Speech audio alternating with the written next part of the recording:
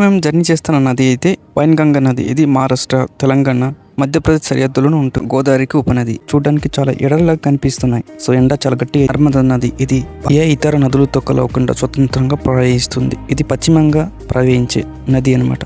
నేరులో వచ్చి నాకు ఏదో తెలియని ఫీల్. మెట్రో ట్రైన్లో జర్నీ చేస్తానో లేదు కూడా. దీన్ని నిర్మించడం 1912లో ప్రారంభించి 1929లో అయితే పూర్తయింది. దీని యొక్క నిర్మాణం 1921లో స్టార్ట్ చేసి 1927లో అయితే పూర్తి చేశారు. లార్డ్ ఇర్విన్ దీన్ని ప్రారంభించారు.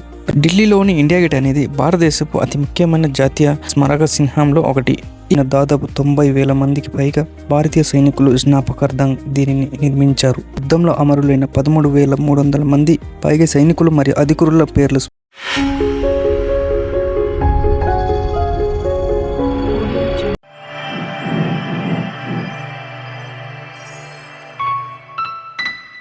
హాయ్ ఫ్రెండ్స్, అందరికీ గుడ్ మార్నింగ్. వెల్కమ్.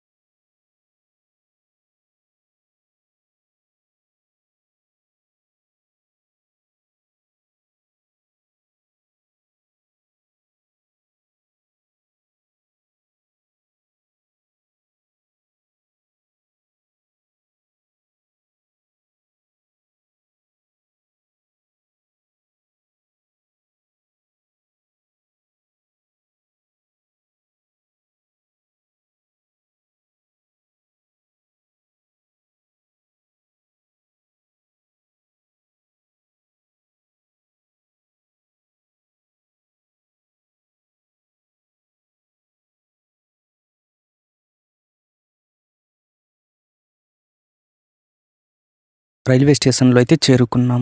సో ఇక్కడ నుంచి ఎక్కడ వెళ్ళాలో మాకైతే క్లియరిటీ లేదు. అలా రైల్వే స్టేషన్ నుండి బయటికి రాగానే వచ్చిన వాళ్ళ కోసం ఇక్కడ బస్సులు అయితే రెడీగా ఉన్నాయన్నమాట. మేమైతే బస్సు ఎక్కేసాము. ఇక్కడ నుంచి ఎంత దూరం కూడా తెలీదు. సో నేనైతే స్టాండింగ్లో ఉన్నాను బస్సు పైన. ఫ్రెండ్స్ 2 అవర్ జర్నీ తర్వాత మేము చేరుకోవాలన్న ప్లేస్కి అయితే వచ్చాము. ఈ ప్లేస్లోనే ఉంటాము. ఇది ఒక గవర్నమెంట్ స్కూల్ అనమాట. ఇక్కడ 1 డే 1 నైట్ స్టే చేయడానికి ఇక్కడ మాకైతే ఇచ్చారు ఇది. సో ఈ ప్లేస్లోనే ఆఫ్టర్ లంచ్ అయిపోయిన తర్వాత మేమైతే బయటికి కొన్ని ప్లేసెస్ చూద్దామని ఆటోలో బయలుదేరి వచ్చాము. మేము ఇప్పుడు వచ్చిన ప్లేస్ అయితే ఇది ఢిల్లీలోని మెట్రో రైల్వే స్టేషన్ సీలంపురం. ఈ మెట్రో స్టేషన్ నుంచి ఢిల్లీలో ఉన్న సెక్రటేరియట్ చూడడానికి వెళ్ళడానికి సింపుల్గా ఉంటుంది. అంటే ఈ మెట్రో స్టేషన్కి అయితే రావడం జరిగింది. ఇక్కడ నుంచి అయితే మేము వచ్చిన వాళ్ళందరూ ఈ మెట్రో రైల్వే స్టేషన్కి అయితే వచ్చాము. ఈ మెట్రో స్టేషన్లో వచ్చినాక ఏదో తెలియని ఫీల్, చాలా హ్యాపీ అనిపించింది. ఇంకా లైఫ్లో ఎప్పుడు మెట్రో ట్రైన్లో జర్నీ చేస్తానో లేదో కూడా తెలియదు. ఇది నా first long time journey. First time experience చేయడం ఢిల్లీలోనే ఉన్న మెట్రో జర్నీని. చాలా హ్యాపీ అనిపించింది. మేమైతే అందరం కలిసి లోపలైతే వచ్చేసాము. మెట్రో రైల్ లోపల కొంతమంది కూర్చున్న వాళ్ళు కూర్చున్నారు. సో మేమైతే నిల్చొని ఉన్నాం. 3 days వరకు నాన్ ఏసీ ట్రైన్లో జర్నీ చేసి విరక్తిగా ఉన్నా. ఏదో చూడాలని ఆతృతతో జర్నీ అయితే చేస్తూనే ఉన్నాం. ఈ ట్రైన్ లోపల ఎలాగైనా కూల్గా అనిపించింది. మీరు ఎవరైనా ఎక్స్పీరియన్స్ చేసి ఉంటే కామెంట్ చేయండి, తెలుసుకుంటాము.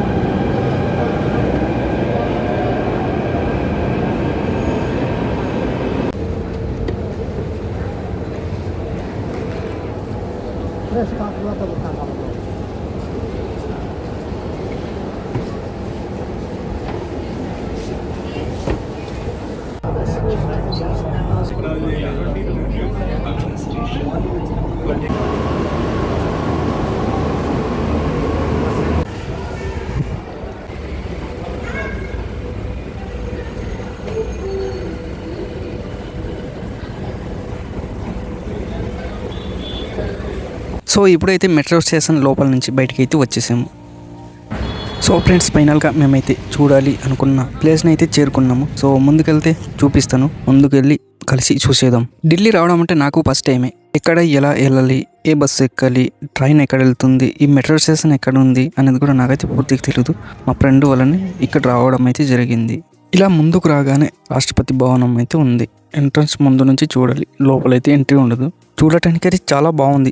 న్యూఢిల్లీలోని రాష్ట్రపతి భవనం యొక్క చరిత్ర చూసుకుంటే దీన్ని నిర్మించడం 1912లో ప్రారంభించి 1929లో అయితే పూర్తి అయింది.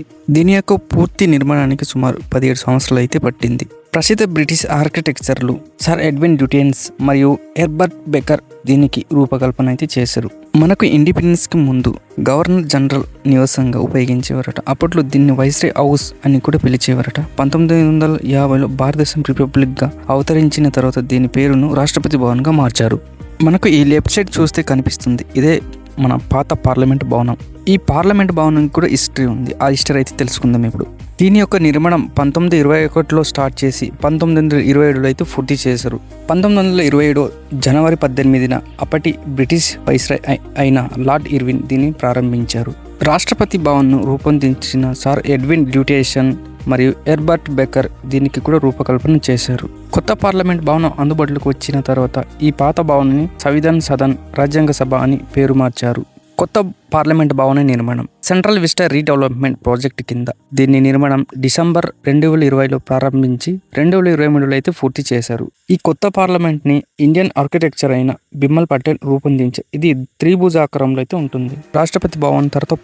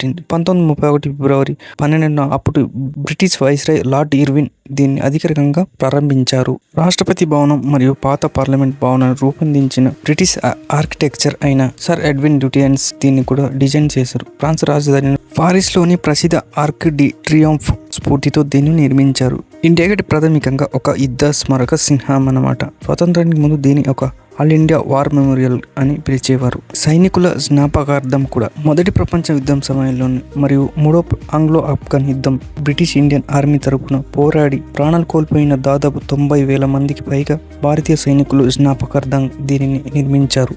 ఈ అద్భుతమైన కట్టడం గోడల పైభాగంలో యుద్ధంలో అమరులైన 13,300 మంది పైగా సైనికులు మరియు అధికారుల పేర్లు స్పష్టంగా చెక్కబడి ఉన్నాయట. మాకైతే తెలీదు, చూడలేదు. మేము వచ్చేసరికి లోపల క్లోజ్ చేసి ఉన్నారు. ఎంట్రీ చేయము, ఇంకా టైం అయిపోయింది అని అంటే లోపలైతే వెళ్ళలేదు. మొదట్లో ఈ ఇండియా గేట్కి వచ్చే ముందు మీకు సుభాష్ చంద్రబోస్ గారి విగ్రహం చూపించింది కదా. ఇండియా గేట్కి వెనుక భాగంలో ఉన్న ఒకప్పుడు బ్రిటిష్ రాజు అయిన కింగ్ జార్జ్ V విగ్రహం ఉండేది. దాన్ని 1960 సంవత్సరంలో తొలగించారు. ఇప్పుడు అదే ప్రదేశంలో స్వతంత్రం సమరయోధుడైన నేతాజీ సుభాష్ చంద్రబోస్ గారి భారీ గ్రానైట్ విగ్రహాన్ని ప్రతిష్ఠించారు. ఇదైతే ఇండియా గేట్కి పక్కనే ఉంటుంది. చూడడానికి అయితే లైటింగ్తో పైన రెడ్ కలర్, సెంటర్ నమ్మో వైట్ కలర్, లాస్ట్లో గ్రీన్. మన జాతీయ జెండా పైన రెడ్ కలర్, మధ్యలో వైట్, లాస్ట్లో గ్రీన్ కలర్లో సేమ్ అలానే ఇది కూడా ఉందన్నమాట. డే టైంలో అయితే ఈ విధంగా లైటింగ్తో మనం చూడకపోవచ్చు. ఈవినింగ్ అవ్వడం వల్ల లైటింగ్ చాలా బాగా కనిపిస్తున్నాయి. ఈ ప్లేసెస్ని విజిట్ చేయడానికి చాలా ప్రాంతాల నుంచి, కొన్ని రాష్ట్రాల నుంచి, కొన్ని దేశాల నుంచి కూడా వస్తున్నారు. మా అలాగే మేము ఎలాగ వచ్చామో వీళ్ళు కూడా విజిట్ చేయడానికి చాలా మంది వచ్చి ఉన్నారు అనమాట. ఇది అండర్ గ్రౌండ్ రూటు, ఇలా నడిచి రావచ్చు. మేము తెలియక పైనుంచి హైవే నుంచి వచ్చాం. ఆంధ్రప్రదేశ్ భవనం అండ్ తెలంగాణ భవనం, ఇక్కడ ఫుడ్, రైస్ అనేవి దొరుకుతాయి మాకు. మేము ఈ రోజుకి చూడాలన్న కొన్ని ప్లేస్లు విజిట్ చేసి నైట్ 10కి డిన్నర్ చేసి మళ్ళీ మెట్రో స్టేషన్కి వెళ్ళి ట్రైన్ ఎక్కి రూమ్కి అయితే వెళ్ళిపోయాము. తర్వాత నెక్స్ట్ డే ఇదేదో కలర్ వాటర్ ఇచ్చారు. ఈ వాటర్ ఏమో రస్నా వాటర్ తాగినట్టు అనిపించింది నాకైతే. సో ఇక్కడ లంచ్ చేసిన తర్వాత ఆఫ్టర్నూన్ కాసేపు ఇలా దింసా ఆడారు. నెక్స్ట్ ఈ ప్లేస్ రావడానికి మేము ఉన్న స్కూల్ నుంచి ఇక్కడ రావడానికి 1 అవర్ జర్నీ చేసిన తర్వాత ఈ ప్లేస్లో మాకు బస్సుతో అయితే డ్రాప్ చేశారు. ఇది ఒక ఎలక్ట్రికల్ బస్ డిపో అన్నమాట. వీళ్ళు కూడా మాలాగానే ట్రైబల్స్, వాళ్ళ యొక్క వేషధారణతో వేసుకొని వచ్చేసారు. నెక్స్ట్ ఈ పక్కన కనిపిస్తున్న గాంధీజీ విగ్రహం, ఇక్కడ నుంచి మాకు కొంత దూరం వరకు అయితే రియాల్ అయితే చేయించారు. రియాల్ చేసుకుంటూ వెళ్ళామన్నమాట. మనకు పూలతో వెల్కమ్ అయితే చెప్తున్నారు. అలా నడుచుకుంటూ వెళ్తుంటే పక్కనే చాలా పొడవైన స్తంభం దగ్గర మన ఇండియా ఫ్లాగ్ని పెట్టి ఉన్నారు. ఇది సంవత్సరం అంతా ఇలాగే ఉంటుంది అనుకుంటాను. నడుచుకుంటూ రియాల్ చేసుకుంటూ ఫైనల్గా ఎర్రకోట గేట్ దగ్గర అయితే వచ్చేసేమో. ఇక్కడ చూస్తుంటే జనాలు చాలా ఎక్కువగా ఉన్నారు. అన్ని రాష్ట్రాల ట్రైబల్స్ రావడం వల్ల ఇంతమంది మా ట్రైబల్స్ చూస్తాను నేను లైఫ్లో కూడా అనుకోలేదు. ఇవైతే ఫుడ్, దీని వెనకాలే ఎర్రకోట అయితే ఉంది. ఈ ఎర్రకోటని చూడడం కూడా ఫస్ట్ టైం. ఎప్పుడు చిన్నప్పటి నుంచి బుక్స్లో చదవడమే తప్ప ఇంత రియల్గా చూస్తానని అస్సలు అనుకోలేదు. ఈ ఎర్రకోట చరిత్ర అయితే ఇప్పుడు తెలుసుకుందాం. ఈ ఎర్రకోటని ఇంగ్లీష్లో రెడ్ ఫోర్ట్ లేదా లాల్ కిలా అనేసి అంటారు. భారతదేశ చరిత్రలో అత్యంత ప్రసిద్ధమైన మరియు ముఖ్యమైన కట్టడాల్లో ఇది ఒకటి. మొఘల్ చక్రవర్తి అయిన షాజహాన్ ఈ కోట నిర్మాణాన్ని 1638 సంవత్సరంలో ప్రారంభించారు. ఈ అద్భుతమైన కట్టడం పూర్తి కావడానికి దాదాపు 10 సంవత్సరాలు అయితే పట్టింది. ఇది 1648 సంవత్సరంలో పూర్తయింది. షాజహాన్ తన రాజధాని ఆగ్రా నుండి ఢిల్లీకి మార్చాలని నిర్ణయించుకున్నప్పుడు ఈ కోటను నిర్మించారు. ఆ కొత్త నగరాన్ని షాజహానాబాద్ అని పేరు పెట్టారు.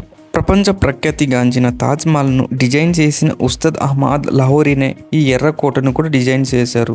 ఈ కోట గోడలను పూర్తిగా ఎర్రటి ఇసుకరాయితో నిర్మించడం వల్ల దీనికి ఎర్రకోట అని పేరు వచ్చింది. మొఘల్ సామ్రాజ్యం బలహీనపడిన తర్వాత 1739లో పర్షియన్ రాజు నాదిర్ షా ఎర్రకోటపై దాడి చేసి ఎంతో సంపదను దోచుకున్నాడు. అందులో ప్రసిద్ధ కోహినూర్ వజ్రం మరియు నెమలి సింహాసనం కూడా ఉన్నాయి. నాదిర్ షా తర్వాత ఈ కోట మరాఠా అధీనంకు వెళ్ళింది. 1857 సిపాయిల తిరుగుబాటు అనంతరం బ్రిటిష్ వారు చివరి మొఘల్ చక్రవర్తి బహదూర్ షా జాఫర్ను అరెస్టు చేసి కోటను తమ సైనిక స్థావరంగా మార్చుకున్నారు. భారతదేశానికి స్వతంత్రం వచ్చిన తర్వాత 1947 ఆగస్టు 15న మొదటి ప్రధానమంత్రి జవహర్లాల్ నెహ్రూ ఎర్రకోటపై జాతీయ జెండాను ఎగురవేశారు. అప్పటి నుండి ప్రతి సంవత్సరం స్వాతంత్రం దినోత్సవం ప్రధానమంత్రి ఇక్కడ జాతీయ జెండాను ఎగురవేసి జాతిని ఉద్దేశించి ప్రసంగం ప్రసంగించడం అయితే ఆనవాయితీగా వస్తుంది. ఎర్రకోటను దాని అద్భుతమైన మొఘల్ వాస్తుశిల్పం మరియు చారిత్రక ప్రాముఖ్యత కారణంగా 2007లో యునెస్కో ప్రపంచ వారసత్వ సంపదగా గుర్తించింది. ఈ వీడియో చూసినాక మీకు ఏమనిపించిందో కామెంట్ చేయండి. సో మా చిన్న విలేజ్ లైఫ్ నుంచి సిటీ లైఫ్ ఢిల్లీ వరకు జర్నీ. కొత్త వాళ్ళు ఎవరైనా మన ఛానల్ని విజిట్ చేసినట్లయితే సబ్స్క్రైబ్ చేసుకోవడం అయితే మర్చిపోకండి. సో మీటింగ్ అయిపోగానే రిటర్న్ జర్నీ అయితే స్టార్ట్ అయిపోయాయి. ఇంకా వీడియో అయితే నచ్చింది అనుకుంటున్నా. నచ్చినట్లయితే లైక్ చేయడం మర్చిపోకండి. మరో మంచి వీడియోతో నెక్స్ట్ వీడియోలో